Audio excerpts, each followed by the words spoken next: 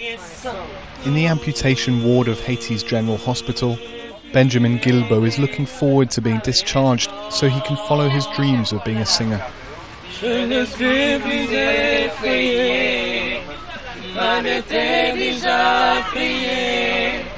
Benjamin lost his mother and sister when their house collapsed. He had surgery to amputate his leg below the knee. Now, he says, he wants to get on with his life. I'm not worried about my future. With the grace of God, I can fulfill my life as I am.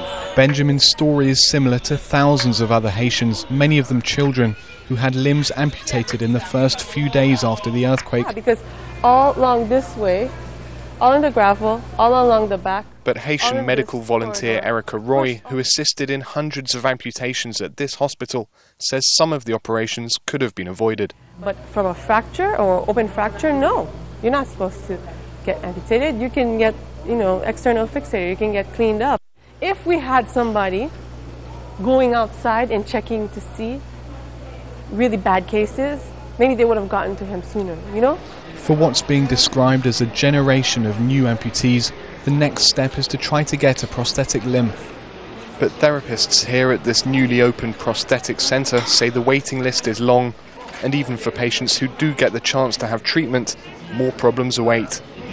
In Haiti, they don't support an handicap. They don't listen to them. They think their life is end. They don't have their place in the society anymore. EMANUEL DILMA is one of those whose injury wasn't initially life-threatening, but because of the time it took to get medical help, doctors had no choice but to amputate his leg. He was one of the first to be fitted with a prosthetic limb, but at the makeshift home his brothers built for them, he tells us he's finding it difficult to adapt. The way of Haiti is not good, but if you have one leg, it will be difficult for you to walk. There's a water distribution going on just up the street from where Michel lives, around 100 metres away. But to get there, he first has to negotiate streets that haven't been fixed in years, making life very difficult for anyone with a prosthetic leg. And if that's hard, imagine trying to get a job or doing any of the other things which make you independent. Picking our way through the rubble, we accompanied EMANUEL on his first visit back to the spot where his own personal tragedy took place. Surveying the scene where 4 of his close family died, EMANUEL describes himself as a lucky man, a relative term when it comes to Haiti.